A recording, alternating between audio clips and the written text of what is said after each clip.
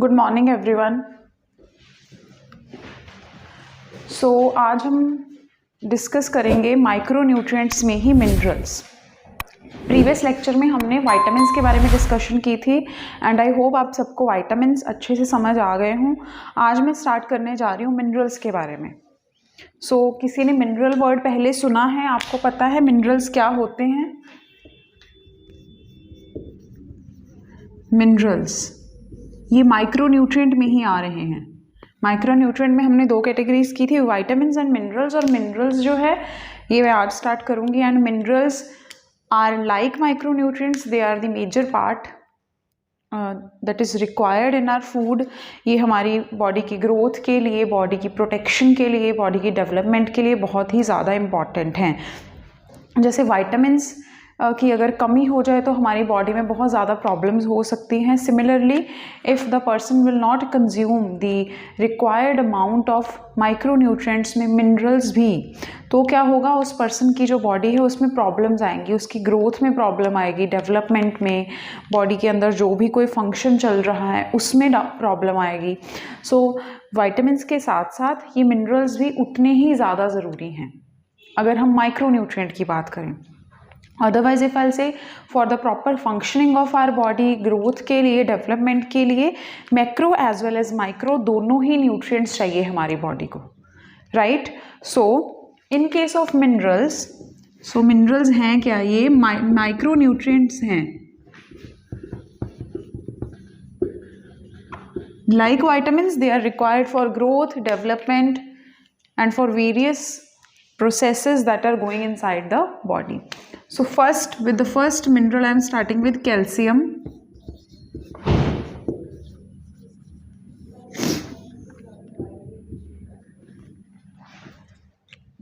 Calcium के बारे में हमने सबने सुना है, right. If we will directly start with the sources, कौन से सोर्सेज हैं जहां से हमें कैल्शियम मिल रहा है? मिल्क, मिल्क के products, mainly milk and milk products, they are the richest source of calcium. अगर हम इन मिनरल्स की बात करें तो अमंग ऑल द मिनरल्स जो मैं अभी डिस्कस करूंगी उनमें से calcium is the most abundant mineral. और कैल्शियम का जो अमाउंट है हमारी बॉडी में बहुत ज़्यादा है। And where it is present mainly, calcium is the part of our bones, is the part of our teeth, right. हमारे दांतों का पार्ट है और हमारी हड्डियों का पार्ट है। कैल्शियम कहाँ से मिल रहा है? मिल्क और मिल्क प्रोडक्ट्स से।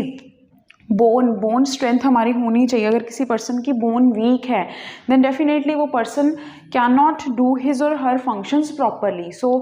उसके फंक्शनिंग, बोन की ग्रोथ, बोन की डेवलपमेंट के लिए calcium is very very important, right. और क्या फंक्शन है कैल्शियम का? फंक्शन क्या है inside our body? What is the function of calcium inside our body? It is required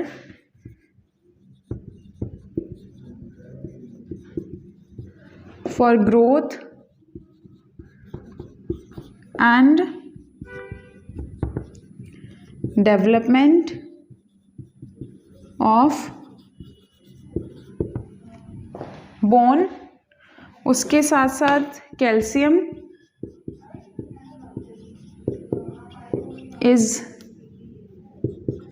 the part of our teeth also, हमारे दांतों का भी पार्ट है। और in other words if I'll say कि calcium is present inside our teeth, right. Main function of calcium are these कि bones की growth, bones की डेवलपमेंट, बोन्स के ऊपर डेपोजिशन हो रही है कैल्शियम की, clear.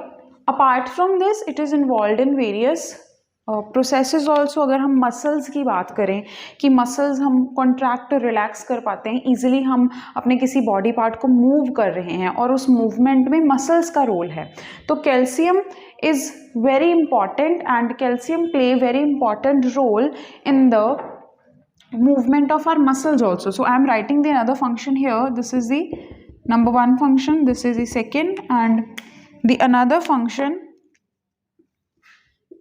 it is important for muscle movement, हमारी मसल्स की मूवमेंट के लिए कैल्शियम बहुत ज़्यादा इम्पॉर्टेंट है। Clear? So apart from this I will see the, अभी calcium is the main part of bones. So in this case, if we will see, if the person will not consume milk and milk product, or in other words, if I'll say, if the person will not consume a diet that has calcium, तो उस case में उस person को calcium की deficiency हो जाएगी। Clear? तो calcium की डेफिशिएंसी के कारण मेजर प्रॉब्लम कहाँ कहाँ आएगी, एंड जो मेजर टारगेट पार्ट है बॉडी का जहाँ पर कैल्शियम की डेफिशिएंसी के कारण प्रॉब्लम आ रही है, that is the bones. Clear? Bones weak हो जाएंगे अगर कैल्शियम की डेफिशिएंसी होगी, तो उसके कारण प्रॉब्लम्स अराइज हो रही हैं। सो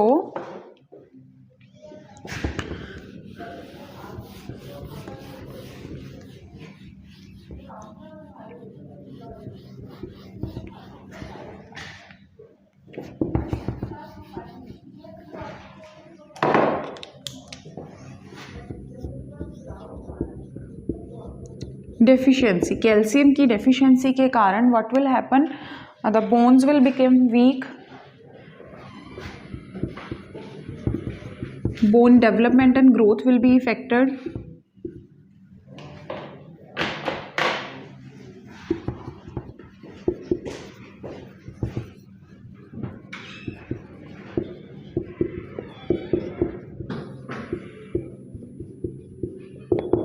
right?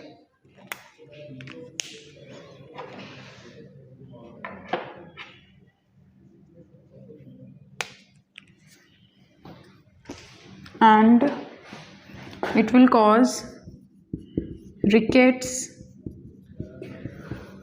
osteomalacia. These are the problems associated with the bone, or we can say कि जो बोन्स के साथ रिलेटेड प्रॉब्लम्स हैं, they are the rickets and the osteomalacia. इस केस में बोन्स वीक हो जाती हैं, बोन्स के ऊपर जो कैल्शियम एक एग्जैक्ट अमाउंट में होना चाहिए वो नहीं होता है, उसके कारण डेफिनेटली पर्सन बहुत वीक फील करेगा। ही और she even can not be able to walk properly, person अपनी मूवमेंट नहीं ईजिली कर पाएगा, बिकॉज उसकी जो बोन्स हैं उनके ऊपर एक एग्जैक्ट अमाउंट में जितना कैल्शियम है वो नहीं है। उसके साथ साथ muscle movement is also affected.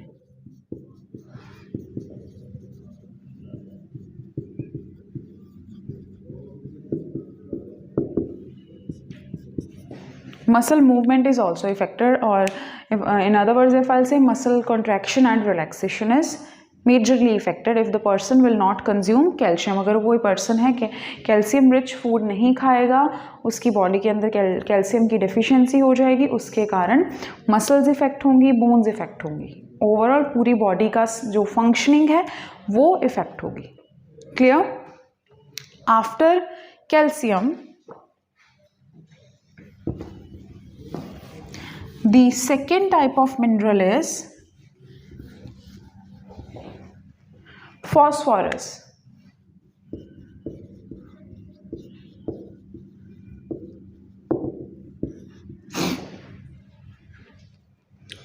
phosphorus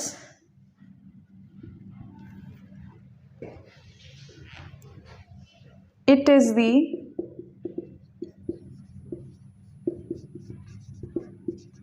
main part of DNA। So it is the main part of DNA. Along with it, it is the main part of ATP। So this ATP is the form of energy।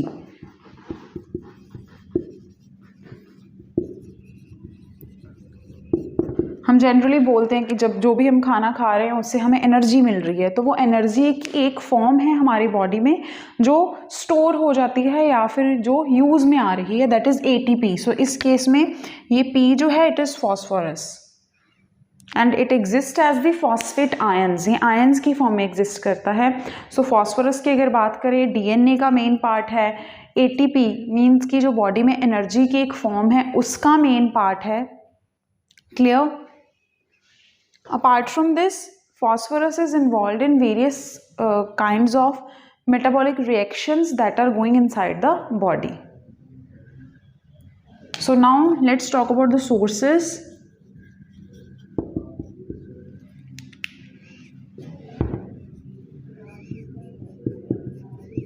Milk, milk products, green leafy veggies,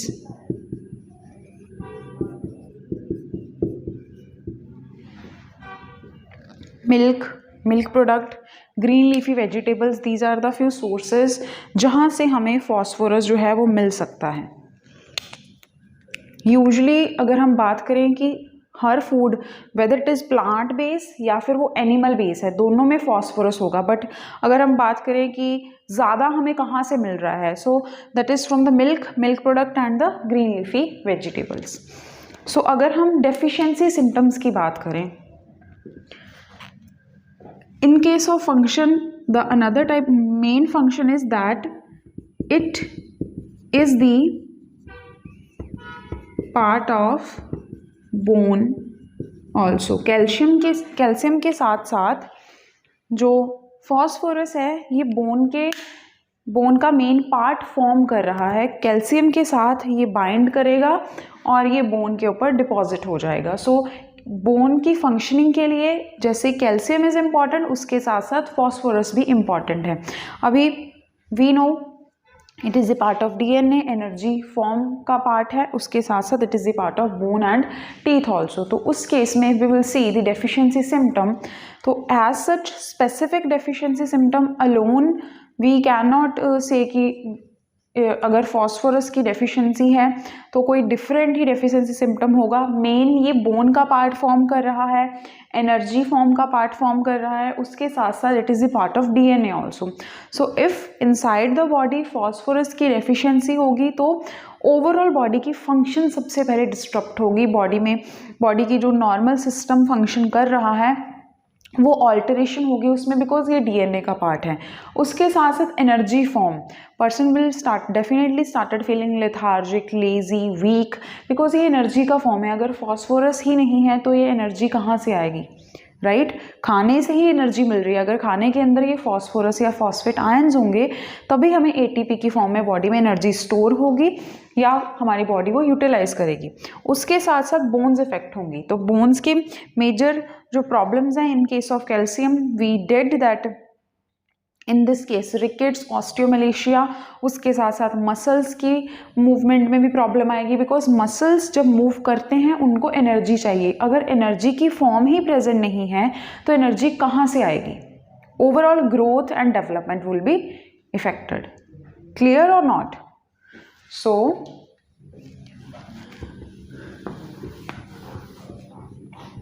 in this case अगर हम deficiency symptoms देखें तो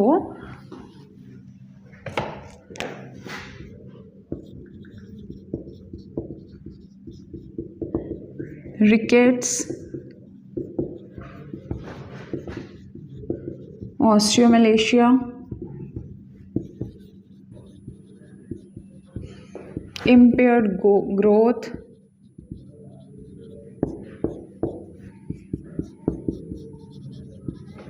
muscle movement is affected, because muscle की movement के लिए energy चाहिए और energy की जो फॉर्म है एटीपी वो ही नहीं है, तो फिर प्रॉब्लम आएगी बॉडी में।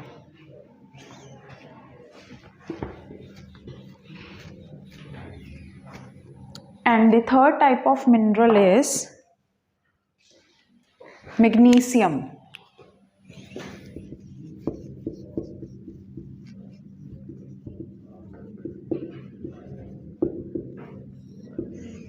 Have you heard about the magnesium earlier?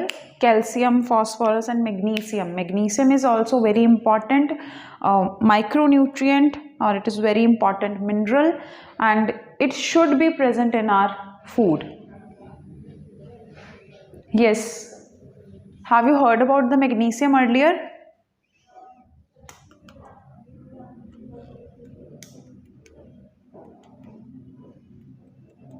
No one? So like calcium and phosphorus, magnesium is it is also involved in the growth and the development of the body, right? Along with that, it is also the part of bone and teeth. So इस case में we'll say it is the part of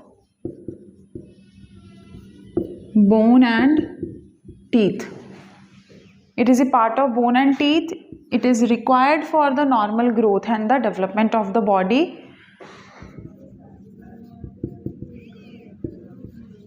Required for proper growth and development. उसके साथ साथ magnesium is also involve in the reactions, और ये उन reactions का part है जो एक्चुअल में एनर्जी की फॉर्मेशन कर रहे हैं. So it is the part of, और in other words if I say कि अगर मैग्नीशियम नहीं होगा तो मैग्नीशियम के बिना हमारी बॉडी में वो रिएक्शंस ही नहीं हो पाएंगे कि एनर्जी बन सके खाने से. Clear? So it is responsible for energy formation.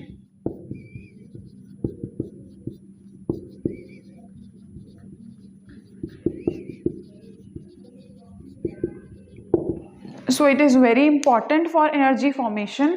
उसका रीज़न क्या है? बिकॉज मैग्नीशियम उस रिएक्शन का पार्ट बन रहा है जिसके कारण हमारी बॉडी में एटीपी की सिंथेसिस हो रही है, या इन other words if I say कि जो भी हम खाना खा रहे हैं वो ब्रेक डाउन होके एक बार एब्जॉर्ब हो गया. एब्जॉर्प्शन के बाद वो खाना और ज़्यादा सिंप्लीफाइड फॉर्म में हमारी बॉडी उसको और ब्रेक करके उससे एनर्जी बना रही है. सो वो एनर्जी की फॉर्मेशन के लिए magnesium is required. Clear?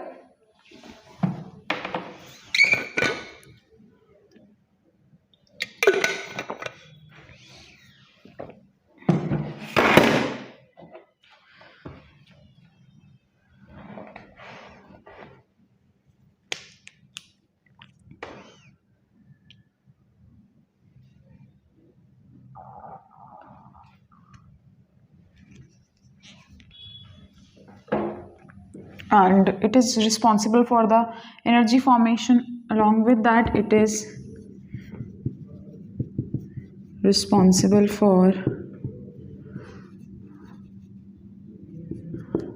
heart functioning also. Specifically अगर हम टारगेट करें कि सिस्टम्स की फंक्शनिंग के लिए इम्पॉर्टेंट है, it is the circulatory system. Normal heart functioning के लिए it is important. Clear? Now if we'll talk about the food sources जहाँ से we will get the magnesium, so I'm writing the sources.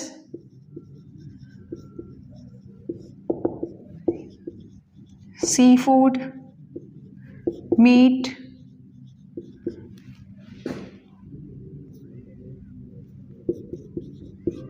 pulses also contain some amount of magnesium. जो हम दाल consume कर रहे हैं उसमें से हमें मैग्नीशियम मिल रहा है. नट्स,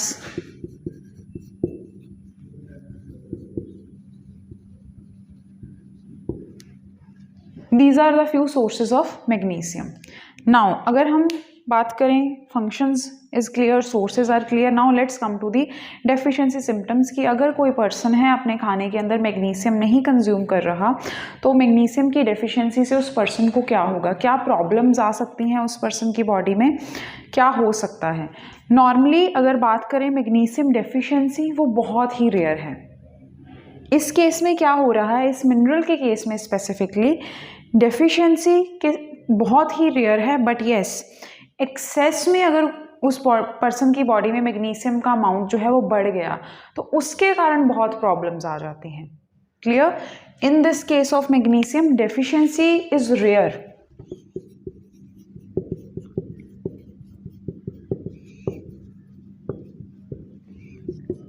डेफिशिएंसी बहुत रेयर है, बट FL से कि अगर उस पर्सन की बॉडी में एक्सेस हो गया मैग्नीशियम का, उसके कारण बहुत ज़्यादा प्रॉब्लम्स आ जाती हैं, उसके कारण मसल्स में प्रॉब्लम आएगी, ओवरऑल नर्वस सिस्टम की फंक्शनिंग में प्रॉब्लम आ जाएगी, हार्ट की फंक्शनिंग में प्रॉब्लम आएगी। क्लियर? तो इन this case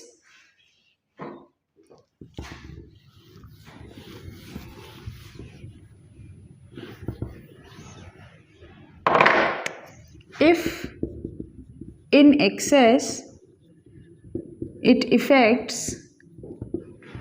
muscles, it affect nervous system,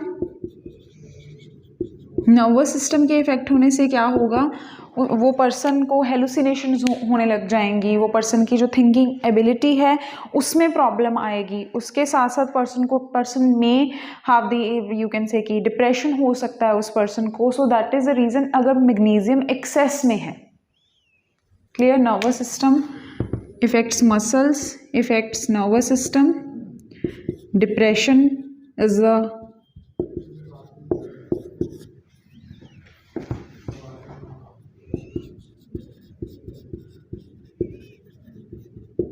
hallucinations,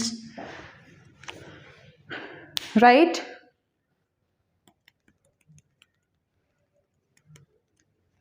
तो मसल्स के केस में मसल्स वीक हो जाएंगी,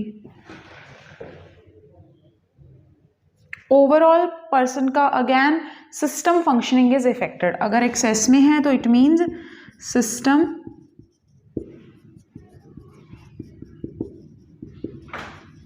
functioning is affected, right?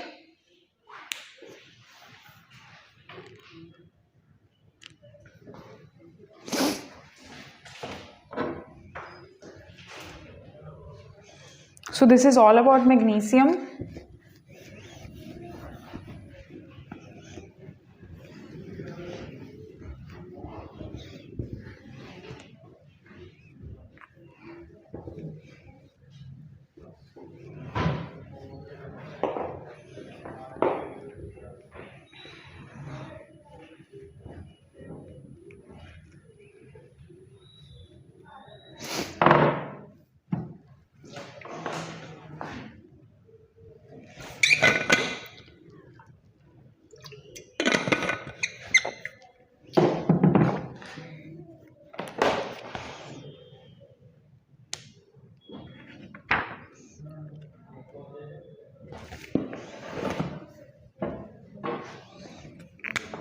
And the fourth type of mineral is sulfur.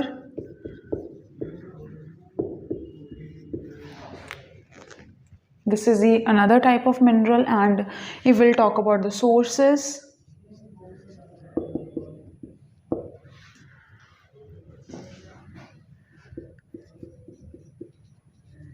Meat, eggs,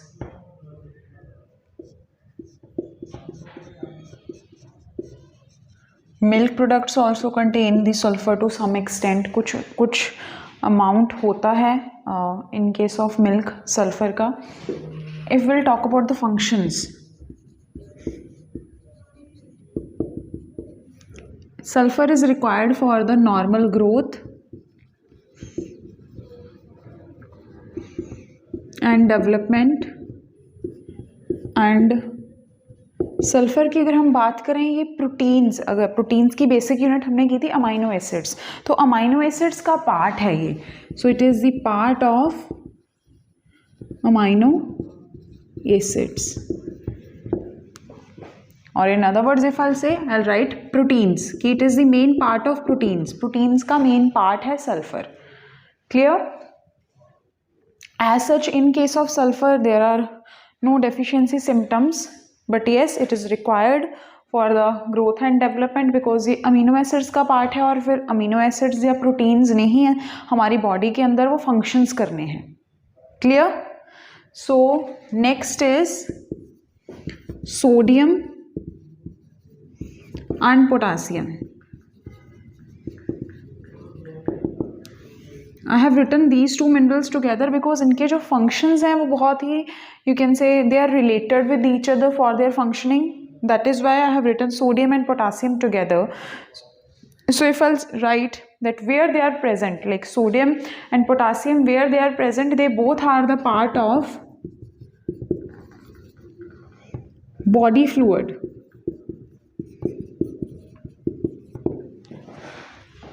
हमारी बॉडी का जो फ्लूइड है, they are the part of our body fluid. Along with it, they are responsible for osmotic balance. Ions का amount हमारी body में एक exact amount of ions should be there, and both the sodium and potassium they are responsible for osmotic balance. Along with it, they are responsible for nervous conduction, and muscular contraction and relaxation. For nervous conduction,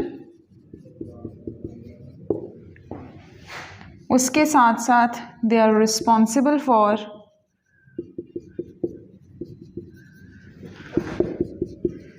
muscle movement,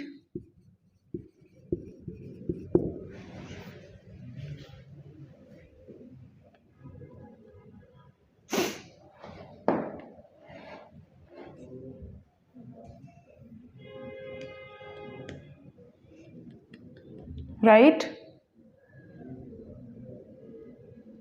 So these are the general functions of sodium and potassium inside our body. If we'll talk about that specifically in these case, in case of sodium and potassium, if we'll talk about their excretion, so they are mainly excreted out through our excretory system, right? Or they are excreted out in the form of, we can say ki fluid, regularly by the fluid, and they will maintain the water balance inside our body also. That is the part of osmotic balance, कि हमारी body में ions का amount, water का amount एक proper system की functioning के लिए जितना चाहिए, that all is maintained by these two ions, and they are actually very very important for our body, for the proper functioning of our body. Clear? अगर हम बात करें कि there is a deficiency of these two ions, if I'll say कि there is a deficiency of potassium, then what will happen? Overall body का balance खराब हो जाएगा, muscles की contraction, muscle की relaxation नहीं हो पाएगी, nervous system की functioning effect हो जाएगी. body fluid का ये main part है, तो अगर deficiency हो गई या excess में हो गया तो overall body fluid का जो एक balance है वो disrupt हो जाएगा. उसके कारण हमारे जो systems हैं उनकी functioning change हो जाएगी. And same goes for the sodium. Same goes for the sodium ions. Muscles weak हो जाएंगी अगर डेफिशिएंसी है, राइट? उसके साथ साथ नर्वस सिस्टम भी प्रॉपर फंक्शन नहीं कर पाएगा. बॉडी फ्लूइड में ये बहुत कम है, तो ओवरऑल जो नेबरिंग ऑर्गन्स हैं या ऑर्गन सिस्टम है उसकी फंक्शनिंग में बहुत इफेक्ट पड़ेगा, right? Now if will talk about the sources कि हमें कहाँ से मिल रहा है. Now if I talk about the sources of potassium, then what are the sources of potassium?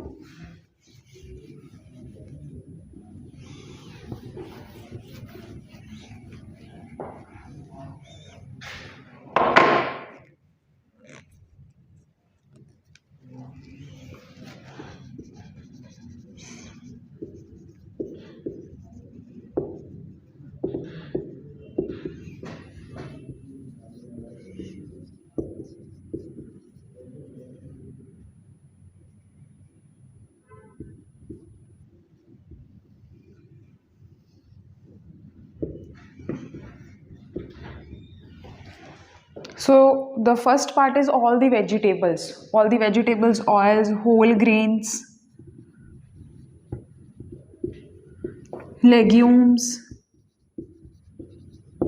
they contain the potassium. On the other hand, if we'll talk about the sources of sodium, so in this case also the green leafy vegetables, they are the main source that are, we can say ki they are rich in the sodium, and some fruits also. So their sources are also so common because इनके जो functions हैं वो बहुत common है, बहुत similar functions हैं. And actually sodium, potassium and chloride ions भी they are within the form of, अगर हम बात करें कि सोडियम क्लोराइड की फॉर्म में sodium and chloride ions are present, and chloride ions are also present in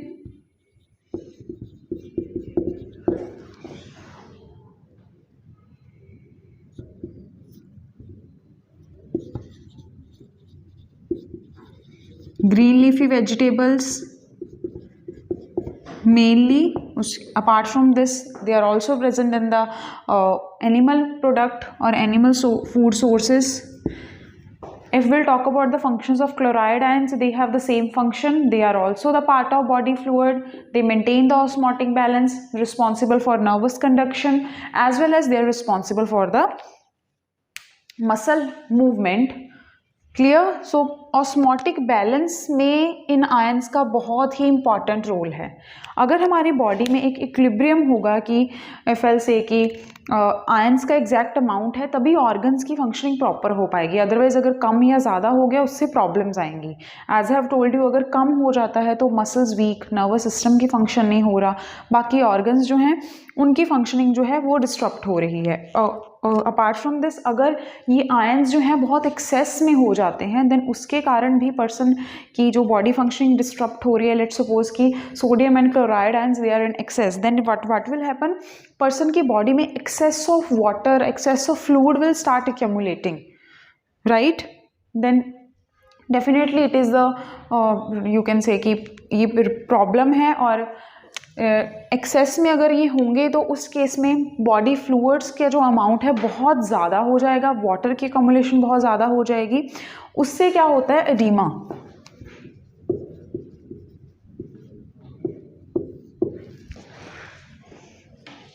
And edema is the accumulation of body fluids or excess of fluids,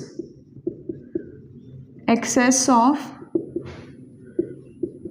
body fluid, because ये body fluid का ही part है. तो oedema से क्या होगा, excess of ions will start entering into the cells, और cells जो हैं उनकी स्वेलिंग हो जाती है. Clear.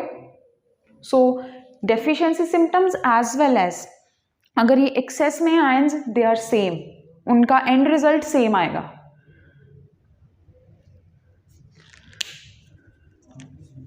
Right. So this is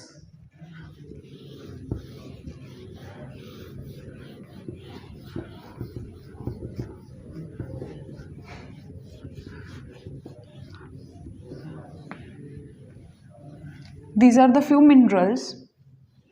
Apart from this, if we'll talk about the iron is also the main part of our blood, RBCs, right. It is a part of blood, mainly RBCs. If we'll talk about the sources of iron, then sources of iron में क्या आएगा, spinach, red meat.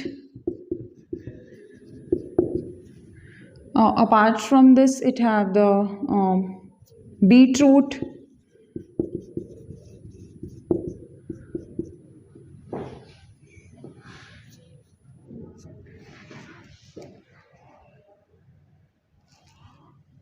Right. So blood का part है, RBCs का part है iron.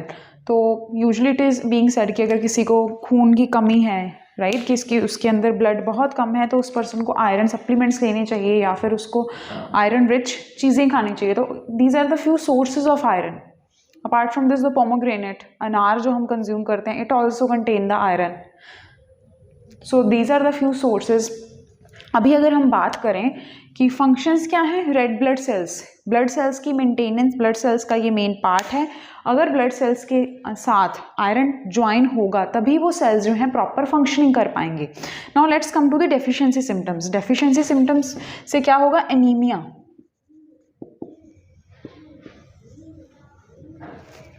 खून की कमी आने को ही एनीमिया बोलते हैं. तो अगर आयरन सेल के साथ जुड़ा हुआ नहीं है, वो सेल फंक्शन नहीं करेगा। ओवरऑल इफ विल से कि बॉडी के अंदर खून की कमी आ जाएगी and that will result in to the anaemia, right.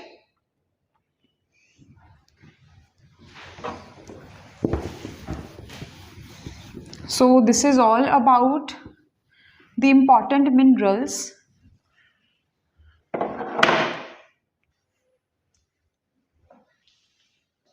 I hope this part is clear, and in the next session I'll bring a new topic. I hope you are liking these topics. So with this we are done with the macro as well as the micronutrients, and अभी आपको पता होना चाहिए, हमने ये बहुत अच्छे से कर लिया है. Then start implementing these all things in your life, because अगर आपका खाना अच्छा होगा only then you can be healthy, and तभी आप एक अच्छे से अपना काम कर पाओगे. So how you will plan your meal, how you will assess your nutrition, उसके लिए आपको इन सब की knowledge होनी चाहिए. Only then you can relate all these things with your food, what kind of food stuffs you are consuming, right? If you want to stay healthy, तो उसके लिए you should have the knowledge of all these macro as well as the micronutrients. तभी आपको पता होगा कि okay if I am having this specific food stuff, तो उसमें क्या क्या है, मेरी बॉडी को कौन से मिनरल चाहिए, कौन से वाइटामिन्स चाहिए, कौन से मैक्रोन्यूट्रिएंट्स चाहिए, तभी आप एक अच्छा खाना कंज्यूम कर पाओगे और करोगे, right. I hope the part that we have did so far, this part is clear, and in the next session we'll meet with a new topic. That's all from my side. Thank you.